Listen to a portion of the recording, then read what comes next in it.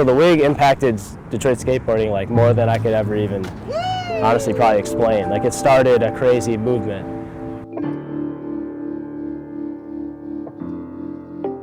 It put Detroit on the map in a sense, in a lot of people's eyes, nationally.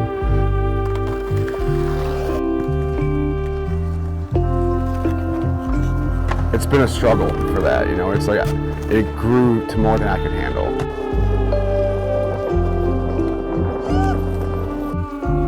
But it came because somebody bought the land and they wanted to build apartments, so that's why it got demolished. You know, that was where we heard the first rumors of demolition.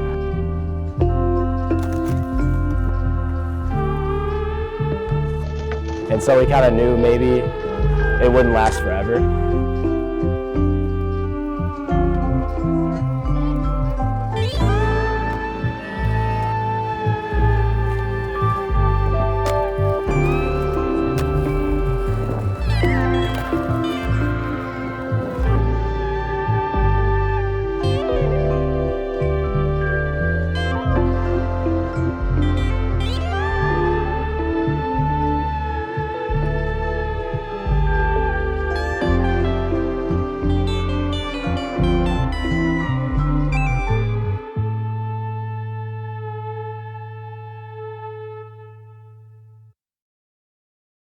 I'm Evan Hutchings and I'm a photographer. Right now we're at Bishop.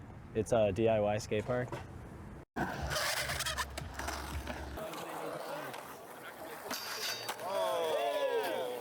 you tell me about the beginning of Community Push? Yeah, so Community Push pretty much started around 2014. I was moving to Detroit and I was trying to find a place to live. And my friend Derek had extra room. And I just moved into his place because it was really cheap and it was a room.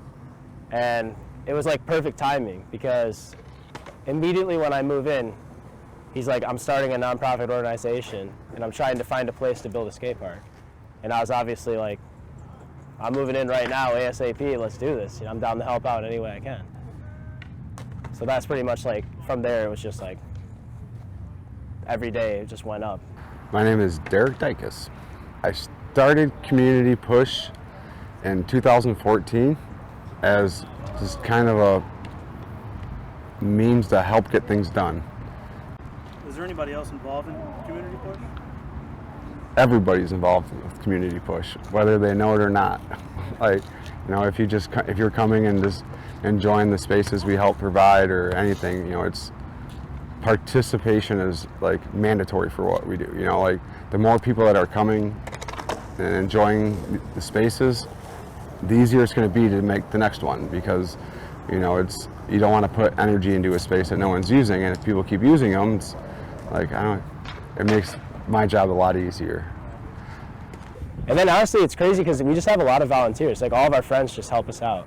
So it's basically like when we build something, we just invite everybody to come through and lift some cement or mix some cement or sweep up or whatever they can do. It's just kind of everybody. That's like the beauty of this place is, you know, it's not just the act of, you know, one person or entity. It's a true community. You know, it's, you know, even from like the graffiti and like the paint jobs, you know, it's like you can go to any skate scene and there's gonna be somebody that knows cement. There's gonna be somebody that knows how to weld.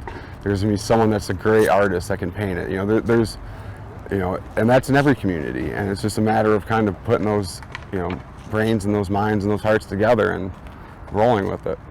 You know, that's why I think the skate scene is thriving so much in Detroit right now, is because of, you know, people willing to put their time into it. And you know, that's not the case, you know, countrywide, because, you know, a lot of people, you know, they just expect it to be there, you know, and it's like, you know, they just come and go. But, you know, I think, you know, when you have a hand in the process, like you take better care of it, you're more rooted in the place. My name's Francois. I'm from France, moved here in 2010. How did you find your way to Detroit? So I found a job kind of in suburbs. I live in Clawson first, then Ferndale, and then I've made the move to Detroit. You like Detroit? I really like Detroit. Yep, yeah. So I moved for work, but what I found here is kind of a little bit of a really strong skate community, and most of them are gathered under community push, and it's been great. This is a pretty awesome organization, I think, and it's like a pretty loose structure where we all a group of friends, like exactly like today, where we hang out at the skate park where we build. But if it was in the skate park, we'd be in a street spot down in downtown or something, and we hang out and then we talk about everything, you know, like it's a real friendships, and sometimes we just end up talking about project for community push. In 2014, like I said, when I moved in, we started almost immediately building the WIG, which was at an abandoned recreation center. And at the time, it was pretty much just like people played basketball there, and it was overgrown, homeless people living there, and it was in the center of 2 schools and a lot of like income housing. So when we built the park, like the first thing we built, it just almost impacted the community immediately. Like every kid that lived in those areas were like coming over. Every kid from that school saw it and they were like, what is that? It's kind of like that happens at any skate park really, because if you see a skate park come to your neighborhood, you're going to be curious about it. And especially in an area like that, like just that it was literally used for nothing. So we were doing something with nothing and making a positive impact. So it was probably the first month we got the majority of the building done there, and then after maybe being in the space for 2 or 3 months, kind of just getting comfortable, and then, you know, that was when we heard the first rumors of demolition, and it was, in a sense, like it just took the wind out of our sails, because, you know, we didn't want to build anymore. Like, you know, if we're going to lose the space, you didn't want to put all that energy into more of it just to last for a month. So it was like we pretty much had that mindset for the next 4 years, because it was constantly, you know, one development, and no one ever gave us a clear amount of time and how long we had. It was, you know, every year was like, oh, this is definitely the last one, for 4 years over again. How did the demise of the WIG come about? So the WIG, from the start, since it was in Midtown, there was a lot of heat on it, because it was in like a popular area, and like you kind of could see all these fancy restaurants moving in, and so we kind of knew maybe it wouldn't last forever. But it was kind of like they always promised us something else, so it wasn't all that bad, and I knew we made an impact for sure. But they would tell us after 1 year it was going to be demolished, then the next year it was going to be demolished, and it lasted 5 years. So we went 5 years thinking it was going to be demolished. So the WIG disappeared, shit, I don't even know what date, right? It disappeared like 3-4 years ago. Were you at the funeral? Yeah, definitely. How was the funeral? It was a celebration. Yeah. We had painted all the obstacle black. It was a real funeral. We had a coffin. So we all missing that. There's a huge nostalgia around the WIG. We had a lot of friendship built up there. We had we were helping a few kids from the neighborhood, kind of like hanging out and building like confidence with the skateboard. And when the WIG disappeared, those kids, they don't, it's not easy for them to commute, right? So if the skate park is not in their neighborhood, it's not easy to come, right? So we kind of lost, we're still in touch with them, but they can't come easily here, or we can't, it's not easy for them. You know, when we adopted the land, we were always exposed to development. That was just something that we had an opportunity to buy the land, which I tried to forget about because it could have made me a millionaire. But like, I just wasn't prepared when I started. Like we had some money, but like, yeah, it would have been a way better decision to put some of that money into buying the land instead of just putting it all into building. But we were on borrowed time the whole time, because there's like one developer tried to do it and failed. The second one tried to do it and failed. And the third one, like, they're in the process of failing, it looks like, because what they pitched and what they showed to everybody, they haven't come through on. There's one of the small buildings is there, and like the WIG could definitely still be there right now. You know, the classic case of Detroit, people get priced out of New York, or it's cheaper to do business here, and they came in and bought the land and promised this big development, and yeah, they're just building homes that none of us can afford. We went to the meetings, like we definitely tried to like stop them in a way. Like we made sure they knew who we were. So we showed up there being like, you're taking this away from us for these condos that nobody can afford around here. So we kind of just were like, I don't know, I think we just had to make sure they knew who we were, and I think I'm glad we did that. More or less, it's just another extension of gentrification, you think? Oh yeah, it was definitely, that's the perfect word, gentrification. It was just obvious, you know. But yeah, we got a lot of good opportunities out of it, so you can't be super mad about it. The WIG attracted so many different skateboarders to Detroit. I've probably heard from more than 24 people are like, I moved there to be close to it.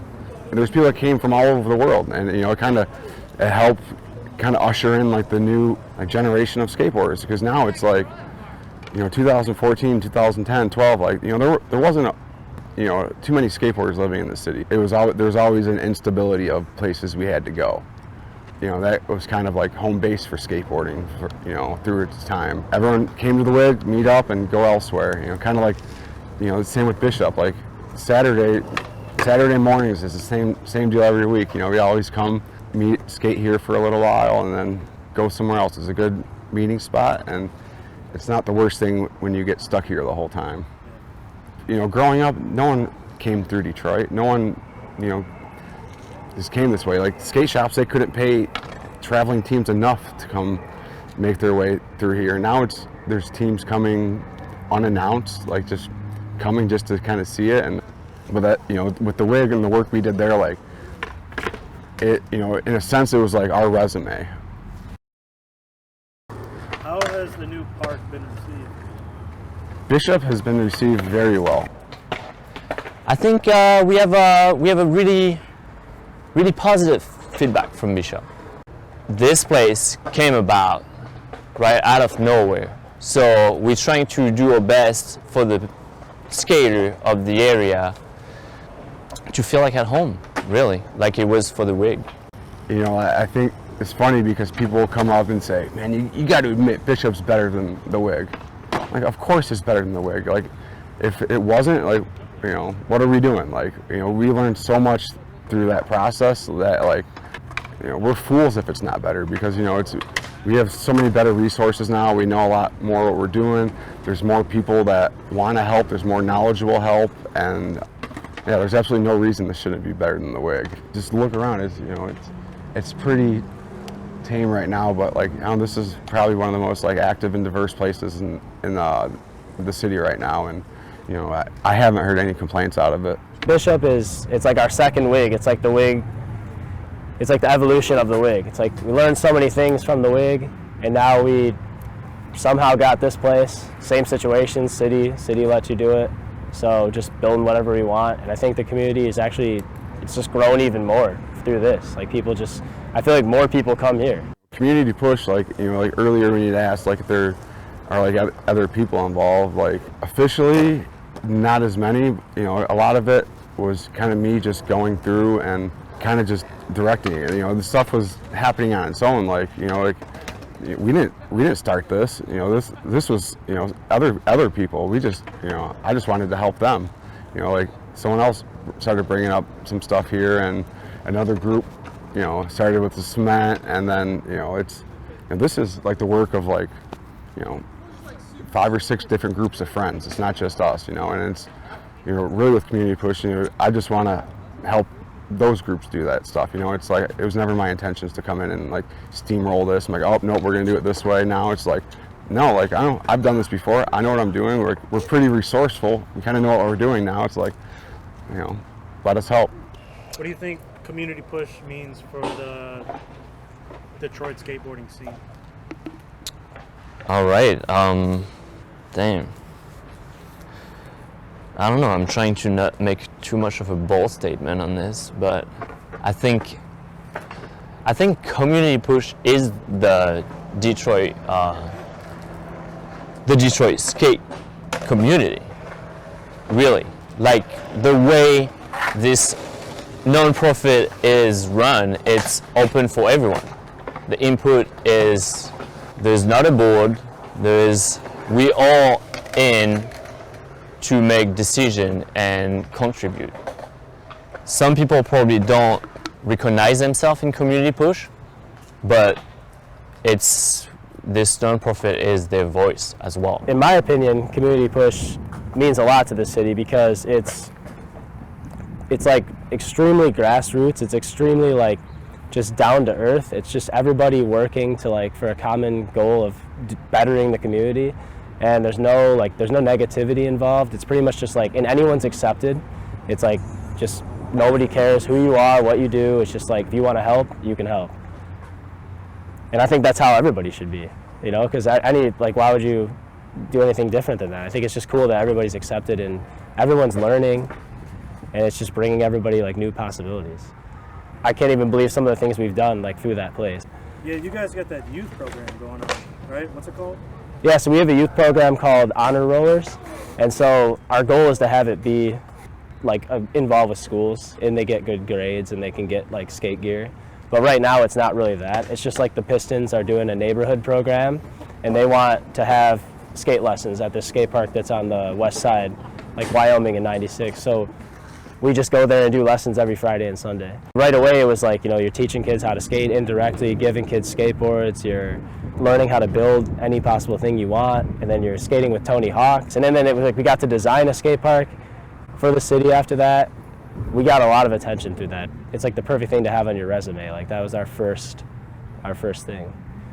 The wig was the wig because of kind of what it provided and like what people got from it.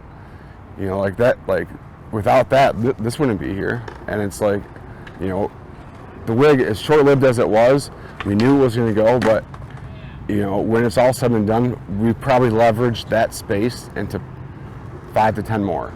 Because, you know, we kind of set the model on like, this works. Like, we don't need $1 million to build a skate park. Just give us somewhere to do it, and we'll do it for you. Like, we'll pay for it. We'll handle everything. Just give us somewhere to do it. It's not going to cost $1 million. You know, the price of business is expensive, but when you have, you know, a group of people willing to do it out of the kindness of their heart, and just out, you know, your only expense being materials, like, it's crazy on like, you know, a space like this costing less than a replacement slide at a, you know, playground. How do you think Community Push is going to build a future for itself through Detroit and Detroit skateboarding? Well, the first order of business for Community Push to expand is for me to bring on additional help. You know, throughout, you know, it's been like 6 or 7 years, and like through that whole time, it's like there wasn't always something to do. You know, like a lot of it, like we've just kind of been in waiting, kind of like wait and see what spots shake out and like what we can get going. And almost with the wig, like once that was done, it opened all those spaces at once. And now there's, you know, a number of parks that, you know, we're working on now for the future, and it's like it's a full-time job that I personally don't have time for. It's like, but like shit, if this was a job and this was someone getting paid to do this, imagine how much we can take care of then. So I think like the future for Community Push is basically just try to expand the Honor Rollers program and the lessons that we're doing right now. And then I think from what Derek tells me, it's mainly just try to build more parks like this. Like every like corner of the city, he wants to have a skate park in. So, and I think it's a good goal to have for sure, because it just impacts the community in a new way. And it's like skateboarding is all about not giving up. So, and I feel like we've done that pretty well with like the projects we've done. But as long as we can show kids that, like, I think that's pretty cool.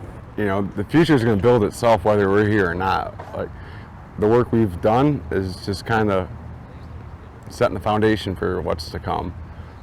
You know, like I said, it'll happen with or without us, but we've got, you know, we've got a lot of plans. Like I said, we keep setting goals for ourselves and reaching those goals and just keep making them bigger and bigger, because like I said, the hard work's done. We don't have to convince anyone anymore that skate parks are a good idea. We don't have to fundraise $1 million. We know how to build them. This can go as far as we want it to. As long as we keep wanting to do it, like, I think there's gonna always be opportunity to build more. And, you know, like I said, just even beyond our immediate group of friends and, you know, volunteers, and it's just the culture here. People love building stuff. People love being creative with it. People love just doing it for them instead of waiting for someone else to do it. I just want to say, like, I really love my Detroit skate community and family, and they welcomed me like with really warm hands, in really warm arms, and I'm just trying to give that back, you know, to like give my energy to help out here and just hang out. Yeah, I guess maybe I just want to say, like, no matter what happens, just keep an open mind and don't give up on whatever your idea is that you want to do. That's just, I feel like that's like our, like, what we've done. It just proves it. It's like we didn't give up. Skateboarding, you don't give up. So you just got to keep doing, no matter what, to achieve your goal. Like, make it happen. I think that's it. Any last words, questions for us? We covered some ground. I liked the commitment.